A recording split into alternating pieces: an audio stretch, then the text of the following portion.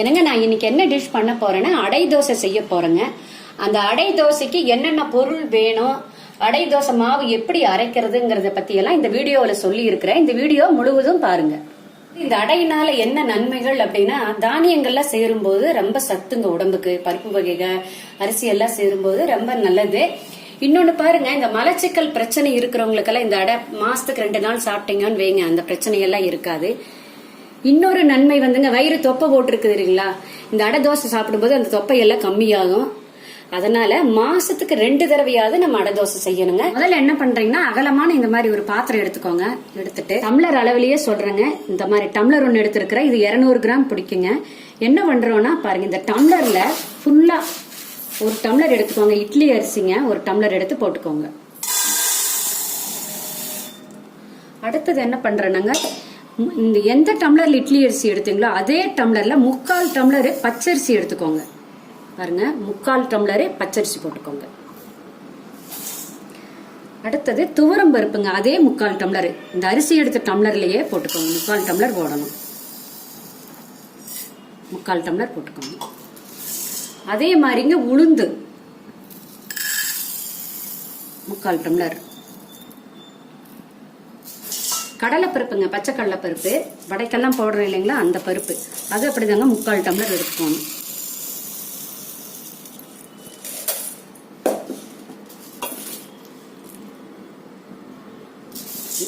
வெந்தயம் பாருங்க, ஒரு டேபிள் ஸ்பூன் ஃபுல்லா, இவ்வளவுதாங்க.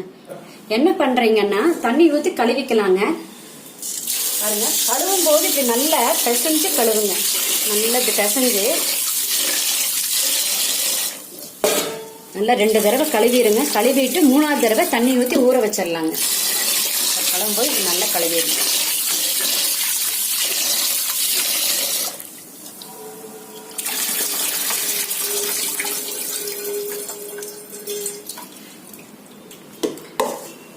தண்ணி ஊற்றி ஊற வச்சிடலாங்க. 2 மணி நேரம் ஊறிட்டுங்க. ரொம்ப ஊறணுங்கிற அவசியம் இல்லை. 2 மணி நேரம் ஊறினாலே போதும். அப்புறம் அரைச்சு எடுத்துக்கலாம்.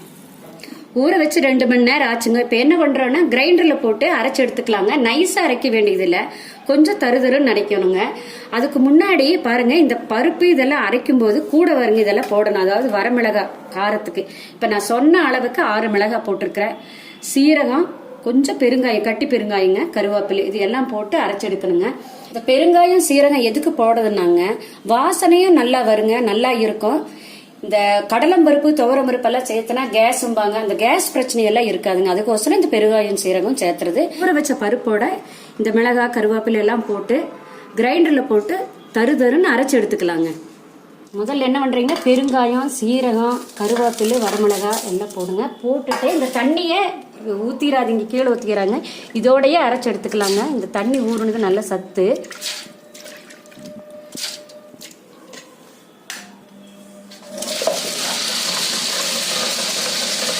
தருன்னு அரைச்சு எடுத்துக்கலாம். இந்த தண்ணியை ஊற்றிக்கலாம்.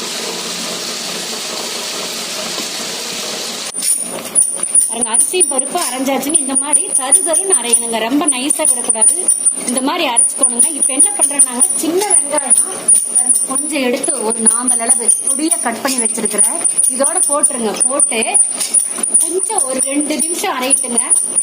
பாருங்க, வெங்காயம் போட்டு அரைச்சு எடுத்தாச்சு. நீ ஆஃப் பண்ணிடலாங்க, தோண்டிடலாம். எதுக்கு வெங்காயம் போட்டு இந்த மாதிரி அரைக்கிறதுன்னா, அப்படியே முழுசா இருந்தா இழுக்கறதுக்கு நல்லா லேசாவும் வராது. இந்த வெங்காயம் போட்டு இப்படி ஆட்டி எடுக்கும்போது மாவு ரொம்ப வாசனையா இருக்கு, நல்லா இருக்கும். சுட்டாலே மனம் வரும், அவ்வளவு நல்லது சின்ன வெங்காயம் போட்டு செய்யறது. சரி, நீ மாவு எடுத்துக்கலாம். எடுத்துட்டு கல்ல கழுவி கொஞ்சம் தண்ணி எடுத்துக்கலாம். மாவெல்லாம் தோண்டியாச்சுங்க. இப்ப என்ன பண்றேன்னாங்க, கொஞ்சமா தண்ணி விட்டு இந்த கல்லு கழுவி தண்ணி எடுத்துக்கலாங்க. ஏன்னா மாவு கெட்டியா இருந்தா இது ஊற்றி கலக்கணுங்க. அப்பதான் அடை ஊத்துறதுக்கு நல்லா வரும். அதுக்கோசரம் இந்த தண்ணி எடுத்துக்கிறதுங்க. இது எடுத்துட்டு மாவுக்கு தேவையான அளவு உப்பு போட்டுக்கலாங்க. கல் உப்பு போட்டுக்கலாம். போட்டுட்டு நல்லா கலக்கி வச்சிடலாங்க. கலக்கி வெளியவே வச்சிடலாங்க. இந்த தண்ணியும் அப்படித்தான் வெளியவே வச்சிருங்க. ஃப்ரிட்ஜுக்குள்ளேயெல்லாம் வைக்க வேண்டாம். 1 மணி நேரம் இருக்கட்டுங்க. அப்புறம் நம்ம அடை தோசை ஊற்றிக்கலாம். பாருங்க, அடை தோசை ஊற்றும் போது 2 விதமா உங்களுக்கு ஊற்றி காமிக்கிறேன். 1 மணி நேரம் இருக்கட்டுங்க, மூடி வச்சிடலாம். அடைக்கு முருங்கைக்கீரை ஓட்டம் நல்லா இருக்கும்டா. பாரு, இந்த மாதிரி மஞ்சள் எல்லாம் இல்லாமல் பாரு, இளந்தலை இந்த மாதிரி போட்டால் நல்லா இருக்கு. அதனால கொஞ்சம் உடைச்சிக்கலாம். கீரை போட்டு செஞ்சுக்கலாம்.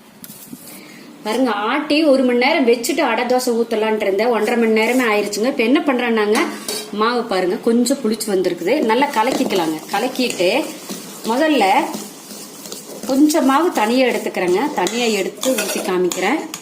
கொஞ்சம் மாவுக்கு மல்லித்தலையும் முருங்கை இலையும் கட் பண்ணி வச்சுருக்கிறேன்.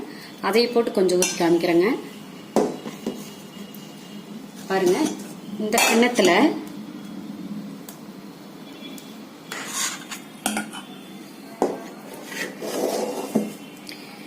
இப்ப இந்த கப்பு மாவுக்கு பாருங்க மல்லித்தலையும் முருங்கை இலையும் கட் பண்ணி வச்சிருக்கிறேன். அதை கலந்துக்கலாங்க. கலந்துட்டு அடை ஊத்திக்கலாம். இது எதுக்கு இந்த முருங்கை இலை போடணும், நல்ல மொறுமொறுப்பு வருங்க. இன்னொன்னு என்னன்னா நல்ல சத்துங்க.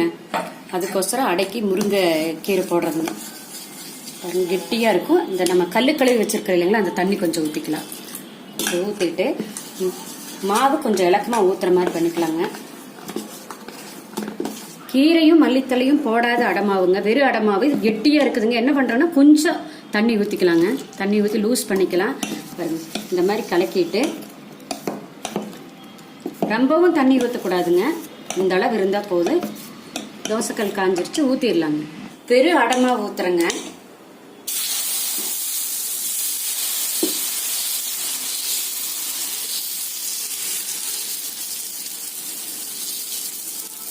கொஞ்சம் ஆயில் விட்டுக்கலாங்க. வேகட்டுங்க. கல்லுக்கு பாரு ஒட்டாம வருது பாரு. வெறும் அடமாவு பாருங்க எவ்வளவு நல்லா வந்திருக்குதுன்னு. வெந்துருச்சுங்க, எடுத்துடலாம். அடுத்தது என்ன பண்றாங்கன்னாங்க, மல்லித்தலையும் முருங்கை இலையும் போட்டதை ஊத்தி காமிக்கிறேங்க. மாவு வந்து எப்படி இருக்கணுங்கன்னா, நம்ம இட்லி மாவு தோசைக்கு நீங்க எப்படி ஊத்துறீங்களோ அதே பதத்தில் இருந்தா போதுங்க. மல்லித்தலையும் முருங்கைக்கீரையும் போட்ட அடமாவை ஊத்தி காமிக்கிறேங்க. நல்லா தேய்ச்சி விட்டுருங்க. நல்லா வேகட்டும். கொஞ்சம் எண்ணெய் ஊற்றி விட்டுறலாம். நல்லா வேகட்டுங்க. தோசை கல்லுக்கு ஒட்டாம வருங்க. அடை தோசை முறுமுறுன்னு இருக்கும். எப்படி இருக்குன்னு பாருங்க. செவந்து வந்துருச்சுங்க. திருப்பி போட்டுடலாங்க. பாருங்க, அடை தோசை மாவு எப்படி ஒட்டாம வருதுன்னு பாருங்க. தோசை வெந்துருச்சுங்க, எடுத்துடலாங்க. பாருங்க எப்படி வந்திருக்குன்னு பாருங்க. முருங்கை இலையும் மல்லித்தலையும் போடாத அடை தோசைங்க இது.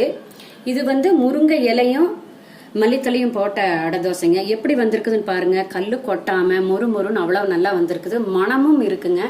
இப்படிதாங்க செய்யணும். இந்த முருங்கை இலை கலக்கும் போது மட்டுங்க, நீங்க சுடும்போது மட்டும்தான் கலக்கணும். முதலே கலக்கி வைக்க கூடாது. சுடும்போது ஒரு 2 நிமிஷத்துக்கு முன்னாடி தான் கலக்கணும். ஏன்னாங்க, கலக்கி வச்சானா லைட்டா கசப்பு வந்துடும். அதனால எப்ப நீங்க தோசைக்கல் அடுப்புல வச்சுட்டு மல்லித்தலையும் முருங்கை இலையும் போட்டு கலக்கிக்கோங்க. இது உடம்புக்கு ரொம்ப நல்லதுங்க. முருங்கை இலை சாப்பிடறதுனால ரத்தம் நல்லா விருத்தியாகு. அடையினாலே முருங்கை இலை போட்டு செய்வாங்க. பொதுவா இப்பெல்லாம் என்னங்கிறாங்க, அடைனா அவியல் அப்படின்னு சொல்றாங்க. அந்த காலம் எல்லாம் அப்படி இல்லைங்க. அடை தோசை செஞ்சா தேங்காய் சட்னி தான். பாருங்க, இப்படித்தான் தேங்காய் சட்னி தான் நாங்க ஆட்டி செய்வோம். அது மாதிரிதான் இப்போ செஞ்சிருக்கேன். இந்த மாதிரி செஞ்சு சாப்பிட்டு பாருங்க. சாப்பிட்டு பார்த்துட்டு உங்க கமெண்ட்ஸை சொல்லுங்க.